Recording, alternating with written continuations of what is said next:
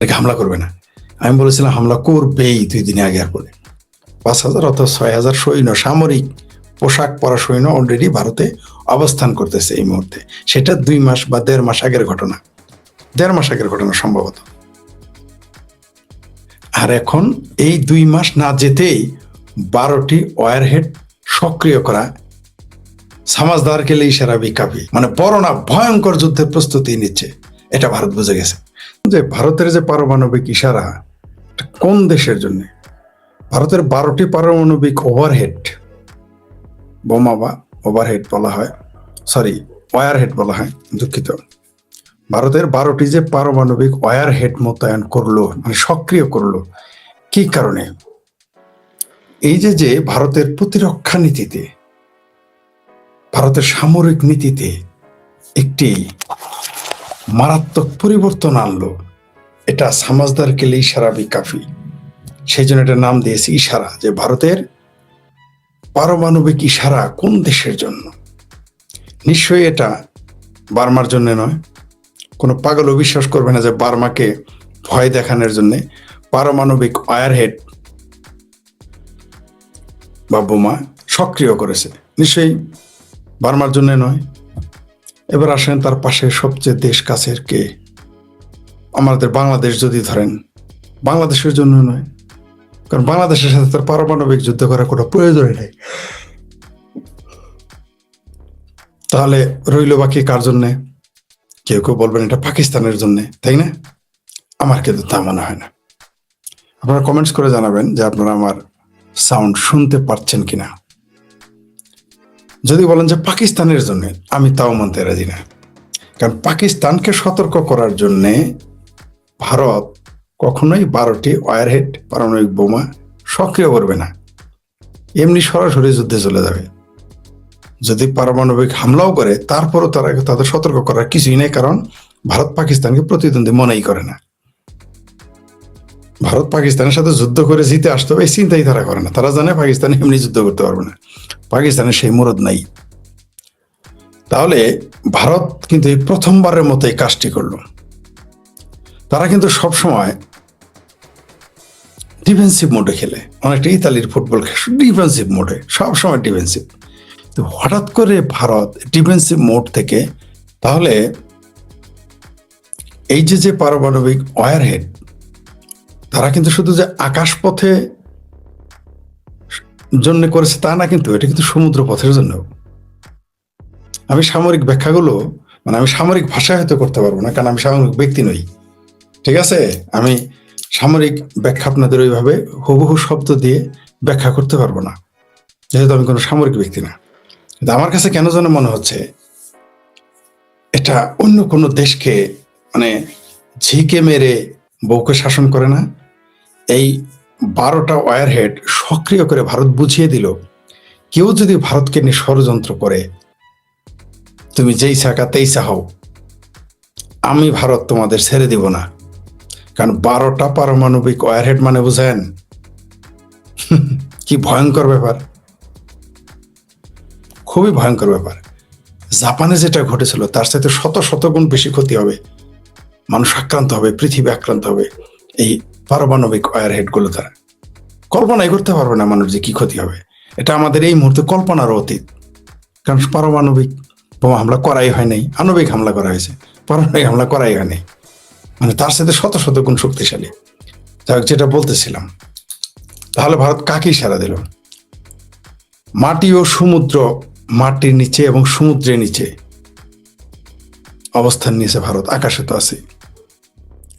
যুদ্ধের আগেই ভারতের এই যুদ্ধ প্রস্তুতি এই প্রথম আমরা দেখলাম।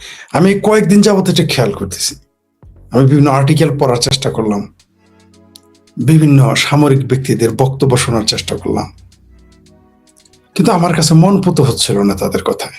কোনো সন্দেহ নাই তারা তো বিশেষজ্ঞ, তারপর আমার মন পুত হচ্ছিল না, তাই একটু আলোচনায় আসলাম। আমার কাছে মনে হচ্ছে ভারত যে যুদ্ধের আগে যুদ্ধের প্রস্তুতি, এটা পৃথিবীর পরাশক্তিগুলোকে চ্যালেঞ্জ করে বসেছে।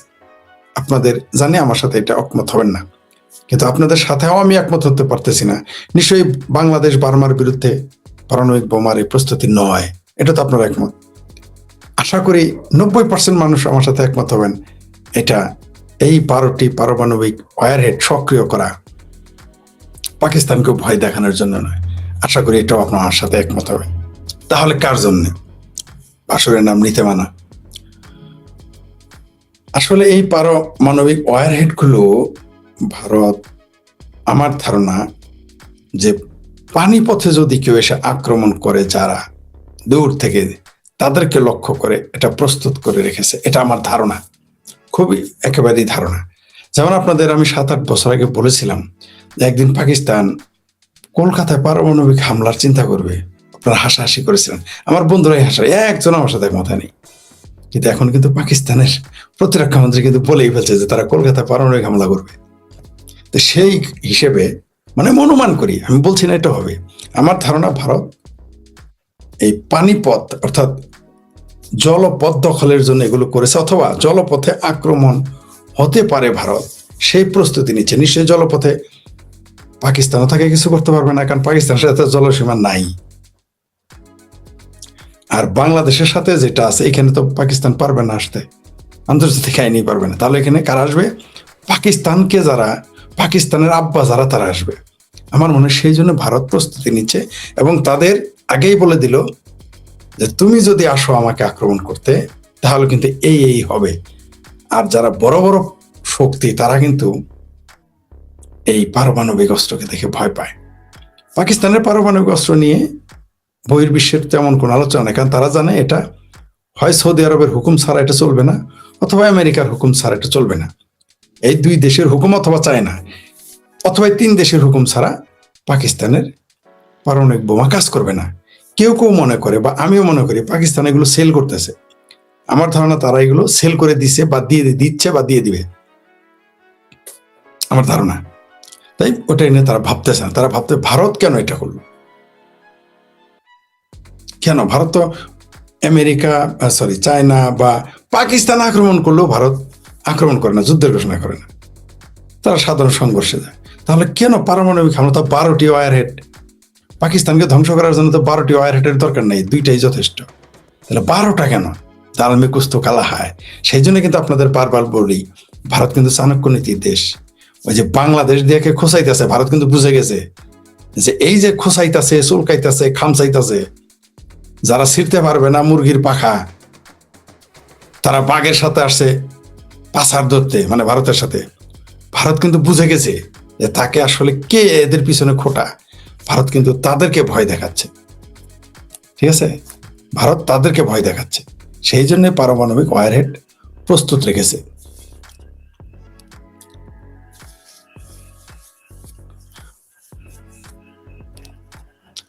এইবার আসি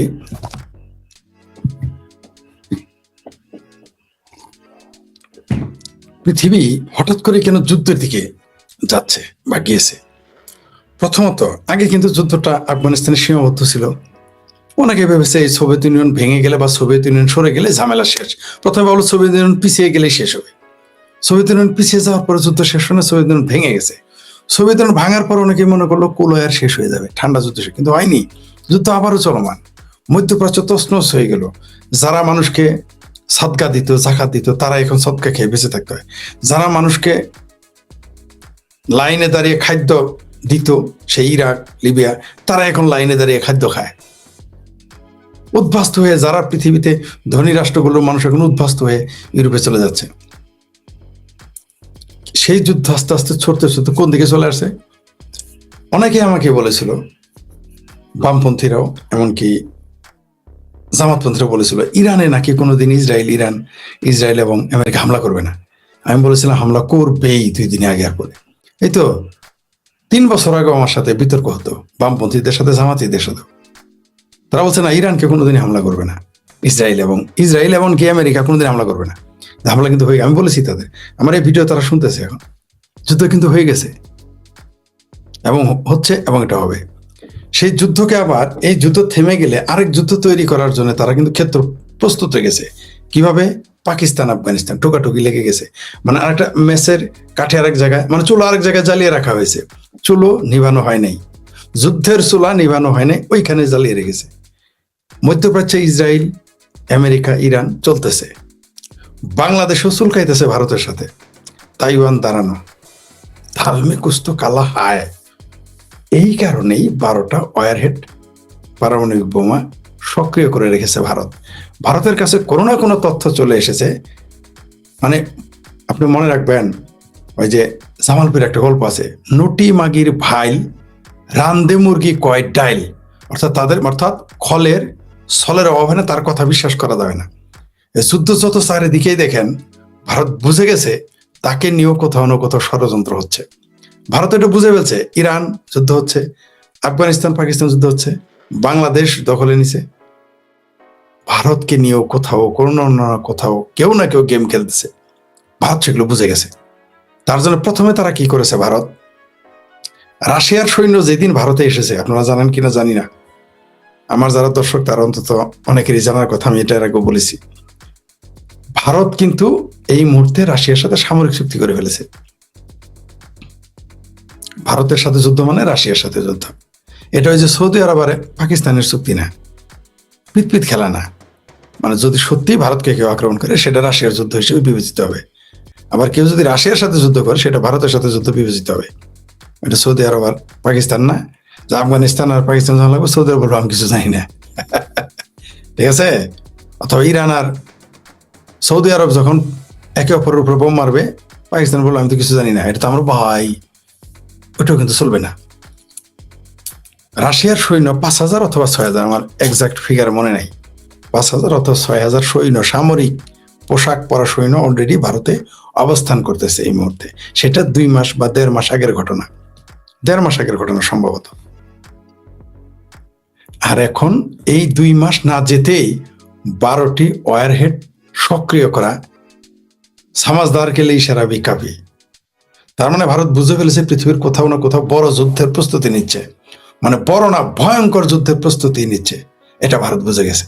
তাই ভারত, যে ব্যক্তি কোনোদিন কারোর সাথে ঝগড়া করে না, মানে তার কুচল গালেই ঝগড়া করে না, সেই লোক যদি লাঠি সোটা তার বাড়িতে দারোয়ান রাখা শুরু করে, তার বাড়িতে মানুষজন আনা শুরু করে, তার বাড়িতে দাও বটি আনা শুরু করে, বল্লম ফালা আনা শুরু করে, তাহলে কি বুঝবেন আপনি?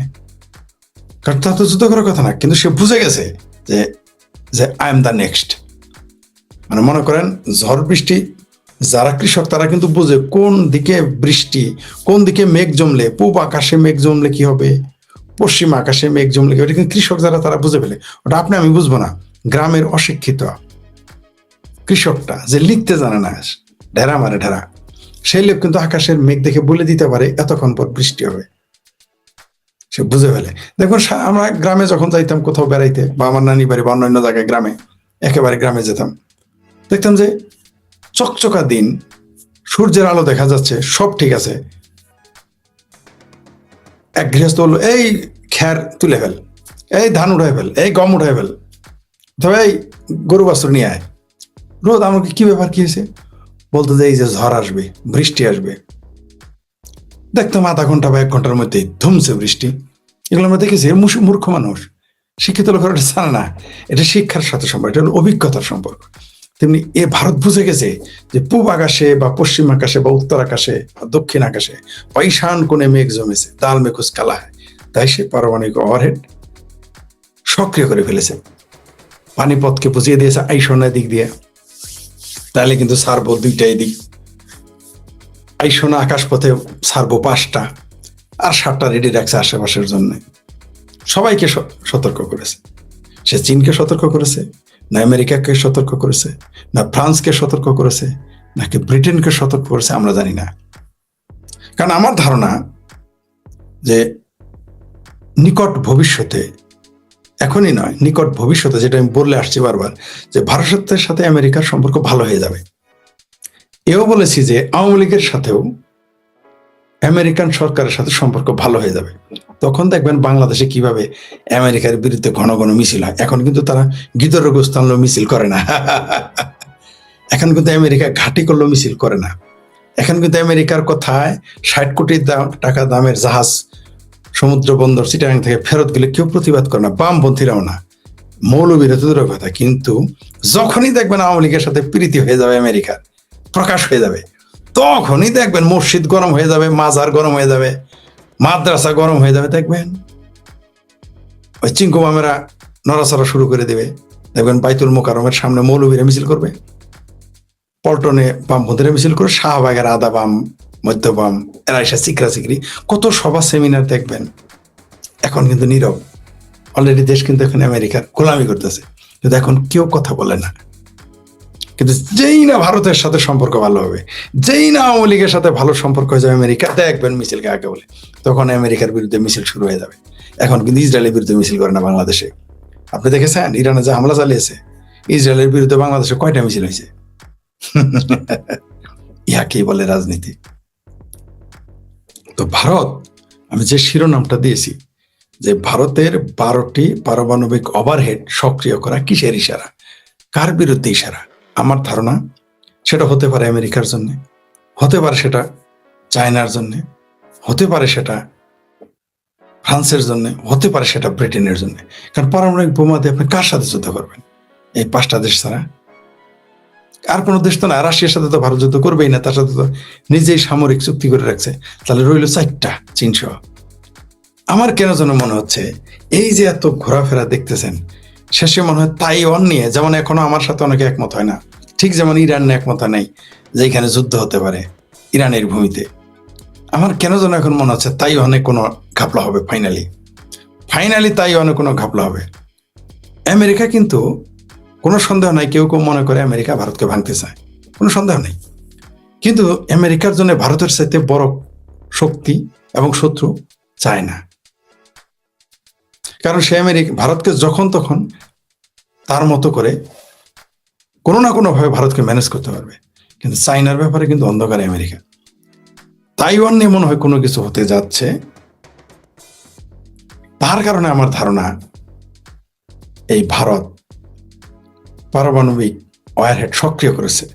কারণ ভারত যুদ্ধে সংযুক্ত হোক বা না হোক, হতে পারে চায়না আমেরিকা কোনো ঝগড়া লেগে গেল, তখন সেই যুদ্ধের গতি, মানুষের দৃষ্টি ভিন্ন দিকে নেওয়ার জন্য ভারতে কেউ কেউ সমস্যা সৃষ্টি করতে পারে।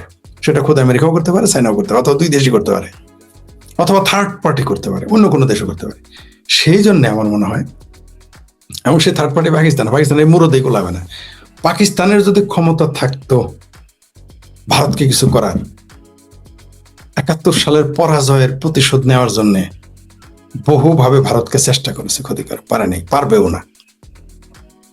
পাকিস্তানি বরং ভিখারিস্তানে পরিণতি হয়েছে ভারতের কূটনৈতিক তৎপরতা। যদি সরাসরি, যেটা ভারতের ইতিহাসে প্রথম এটা ঘটল, তার মানে হচ্ছে কোথাও না কোথাও যুদ্ধ হবে, হচ্ছে এবং হবে। এই পারমাণবিক ওভারহেড সক্রিয় করার মধ্যে কিন্তু নির্বোধ যারা, তারা তো চিন্তা করবে না। কারণ যিনি বুঝেন তিনি ভয় পাবেন। শিশু তো বাঘ দেখে ভয় পাবে না, বাঘ আসতেছে দূর থেকে দেখলেন, আমি তো পালিয়ে যাবো, আপনি পালিয়ে যাবেন, অথবা বাঘকে প্রতিহত করার ব্যবস্থা করবেন। শিশু তো পালাবে না, শিশু তো জানে না। তো যারা বুঝে না তাদের কথা আলাদা। এই পারমাণবিক 12টি সক্রিয় করার মাধ্যমে ভারত অনেক বার্তা দিয়েছে। এটা কিন্তু ভালো না। আপনি দেখেন না কালকে থেকে আমার চেহারা কেমন, কথাবার্তা কেমন হয়ে গেছে। খুবই ভয়ঙ্কর ব্যাপার। এই উপমহাদেশে যুদ্ধের, যে কোনো সময় ভয়ঙ্কর যুদ্ধের মুখোমুখি হতে পারি আমরা। যে কোনো সময় আমরা না খেয়ে মারা যেতে পারি দুর্ভিক্ষে। শুধু বাংলাদেশ বলে কথা না, পাকিস্তানও মারা যেতে পারে, এমনকি ভারতেও মারা যেতে পারে। যুদ্ধ আমাদের চারদিকে ঘুরতেছে। আমাদের উপমহাদেশের অবস্থা ভালো না। সাম্রাজ্যবাদীরা যারা যুদ্ধের ব্যবসা করে, অস্ত্র তৈরি করে, তারা কাজ করে যাচ্ছে। আপনি কি জানেন এই মুহূর্তে চীনকে তো দেখেন পৃথিবীর ধনী দেশ, আমেরিকাকে দেখেন পৃথিবীর ধনী দেশ, সত্য, কোনো সন্দেহ নেই। কিন্তু আপনি কি জানেন এই 2 দেশের ঋণ কত? পৃথিবীতে সব যুদ্ধ হচ্ছে 2টা কারণে। মার্কেট দখল ও আদর্শ প্রচার একটা, আরেকটা হইলো যেটা আসল কথা, যখনই দেখবেন মন্ডলেরা বিপদে পড়ে বাড়িতে কিন্তু ঝগড়া করে যাতে পাওনাদার না আসে। কিছু কিছু লোক আছে দেখবেন যারা ক্ষমতাবান, মনে করেন আপনার এলাকার মন্ডল বিপদে আছে, টাকা দিতে পারবে না, তার বাড়িতে যাই দেখবেন সে ঝগড়া করে, ইচ্ছে করে, এর সাথে খারাপ ব্যবহার করে, ওর সাথে খারাপ ব্যবহার করে, আশেপাশে খারাপ। কারণ কি জানেন? যাতে কেউ পাওনাদার এখানে কয়েকদিন পরে আসে। আমেরিকার, চায়নার প্রচুর ঋণ। এই ঋণগুলো সম্ভবত 27 সাল থেকে দিতে হবে। আসল তথ্য আপনাদের বলে দিলাম। এই জন্য তারা 2জনই নড়াচড়া করতেছে। এই জন্যে ভেনেজুয়েলা হাতছাড়া হয়ে গেছে চায়নার, ইরানও এখন অনেকটা ঝামেলা। তো এই সমস্ত কারণে চায়না এখন চাপে, তার ঋণ দিতে হবে, তার অনেক টাকা ঋণ আছে, আপনারা কল্পনাই করতে পারবেন না। চায়নাকে উপর থেকে দেখেন এত ধনী রাষ্ট্র, ভিতরে ভিতরে কিন্তু ফোকলা। আমেরিকাকে দেখেন এত বড় ধনী রাষ্ট্র, কিন্তু ভিতরে ভিতরে অনেক ঋণ। মানে পৃথিবীর সবচেয়ে বেশি ঋণের দেশ এই দুই দেশ, অথচ এই দুই দেশই সবচেয়ে পৃথিবীর অর্থনীতি নিয়ন্ত্রণ করে। তো এরা এই বিভিন্ন এগুলো বাহানা করেছে যাতে বিশ্বব্যাংকে টাকা না দিতে হয় বা কোথাও থেকে টাকা পয়সা আনা যায়, বুঝেন নাই? ঝগড়া বিবাদ, মন্ডল দেখলে ঝগড়া বাচ্ছে, কার জমি কে দখল করে। যখন দুই মন্ডলে ঝগড়া, তখন তো আর কেউ সামনে যাবে না, তখন তারা দখল করা শুরু করবে। আমেরিকা চায় না এরকম একটা গেম খেলতেছে। তাদের আগামী সম্ভবত 27 বা 28 সাল, সম্ভবত 27 সালে, আমার ওইভাবে মনে নাই, তাদের ঋণ পরিশোধ করতে হবে। এই জন্য ভয়ে তারা এগুলো শুরু করে দিছে। তাই যুদ্ধ এই মুহূর্তে, অর্থাৎ বাঘে মহিষের লড়াই শুরু হবে, কারণ বাঘে সিংহে লড়াই শুরু হবে, কারণ খাদ্য সীমিত।